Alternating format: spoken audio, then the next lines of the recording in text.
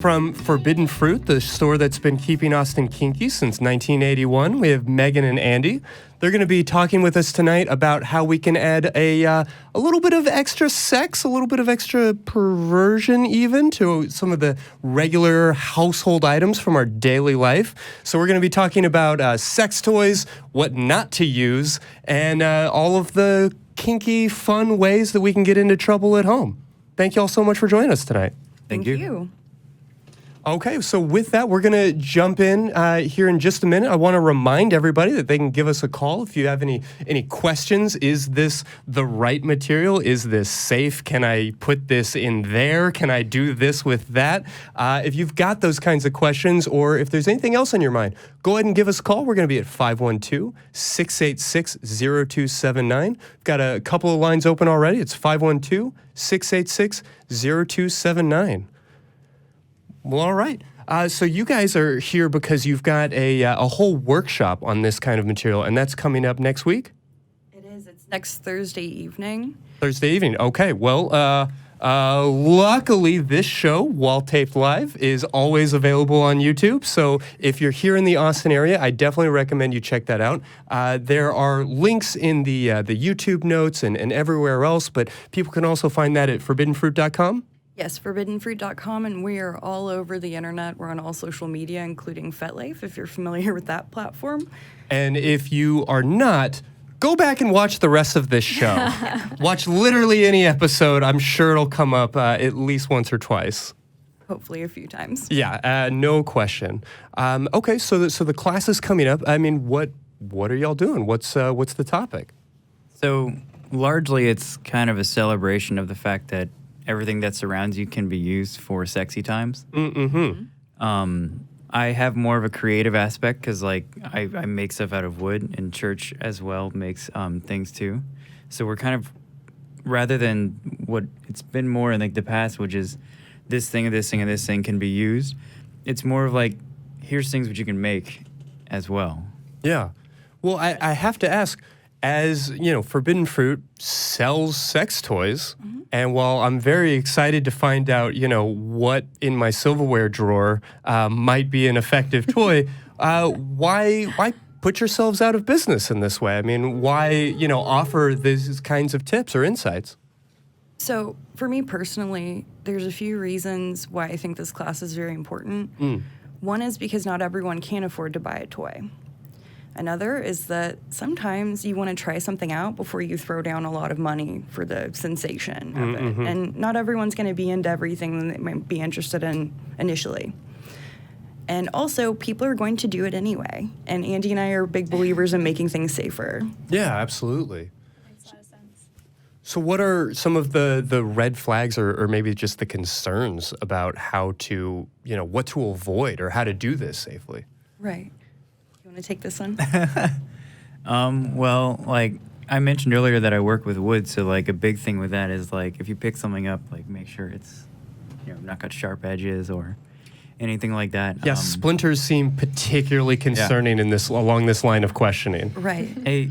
A big thing that we talk a lot about whenever it comes to sex is sharing things with people. I specifically don't really do heavy treatments on wood because I like to maintain the grain and specifically the feel of the wood that you're using. And for that fact, like if you're going to get blood or other sort of bodily fluids on it, porousness, right? You shouldn't share the things like that specifically I make. Or if you go out and make something and don't do any treatment on it, like make sure that you're not sharing bodily fluids with someone who's not cool with that. At Forbidden Fruit, we have a saying, it's one person, one hole, one toy. And in this case, we can say maybe one ass if it's a paddle. Yeah. Yeah. Okay, so that's a good thing to keep in mind. Any other, banners before we really get into it? Because I'd love to hear some of the particulars of what y'all work with. But I guess I am just having like legal agreements flash through my mind as I wonder about all of the trouble that folks can get into. I would say less legal issue if all parties are consenting, and I agree with Andy, we shouldn't be sharing handmade toys. It's different with, say, a fully silicone dildo. You can't clean that. It's a medical product. The biggest issue is hospital visits. Okay. So, Sounds like you've heard some horror stories in the past. right, and I'm trying to update this. So if anyone here works for a hospital and the ER in particular gets to hear about it, please call us and let me know if the statistic in Austin is right.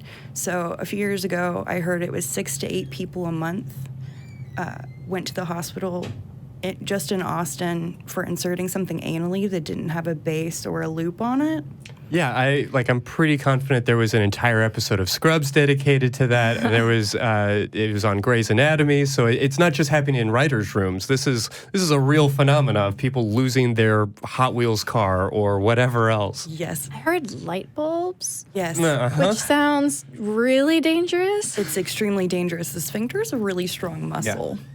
I would not recommend inserting anything glass that's hollow, period. And if you do have a handmade glass dildo, you want to make sure it's tempered properly.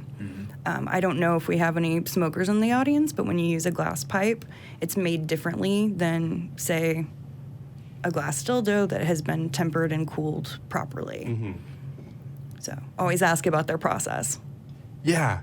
So what we're talking about here, I guess, is that anything can be used for sexy time, for these different opportunities, but we want to be a little bit more discerning than just going with the heat of the moment. Exactly. Right. I heard that Gwyneth Paltrow's company line? Goop got into a little bit of trouble because she was suggesting jade eggs. And I read that a lot of people who were, well versed in what you should and should not be using were like, jade, no, don't put that up there, because why would that be? Is that also porous? Is that the issue there?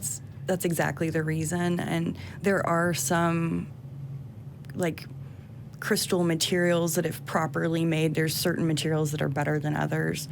I don't really mess in that field because I like crystals. They're pretty, but they don't have magic vagina healing powers. They won't bring you love, in my is what opinion, you're suggesting. No, the power of thought's very... Sure. Yeah, but I wouldn't recommend anything that Gwyneth Paltrow says personally. Yeah, sounds like probably a good policy. Okay. Well, fair enough. Tell me, before we get into the particulars of what y'all are teaching and what you brought here to show us tonight, do you have any goals or any big projects, like anything that you've made before that you're just so proud of or wanted to show off or just talk about? So the white whale toy. Yeah, so that homemade sex toy that you saw on Reddit once, and you're thinking, someday when I get my wood shop fully operational. I do have dreams. This is a personal project. Are y'all familiar with the company Mr. S Leather? I can't say I am. Okay, it's like a warehouse-sized sex shop in San Francisco. It's specifically kink, and it's one of my favorite places in the world. They have large welded full suspension beds with mattresses and everything. I would like to make something that's posts that big out of wood, full up, where you can do a full weight suspension off of the bed. Really elaborate, yeah. But a lot of I also teach with rope and bondage, and a lot of things with woodworking and very, very similar is the most dangerous thing is the unknown unknowns. And whenever it comes to building something where you essentially have 4 posts going upwards and then is maintaining weight in the middle, it's understanding how to properly distribute the weights as it's pulling inward from a central point that can be sustainable over years. Because you want the piece of furniture to last. You don't want to have to. Right. Yeah. Yeah, I definitely wouldn't be doing this show, wouldn't have gotten into this line of work if engineering came naturally to me at all. So I have to admit, I'm pretty fascinated to hear from y'all because my brain does not work that way, and I'm very nervous to go out on my own. So it's good to know that there is a safe path that somebody else has already kind of cleared for us.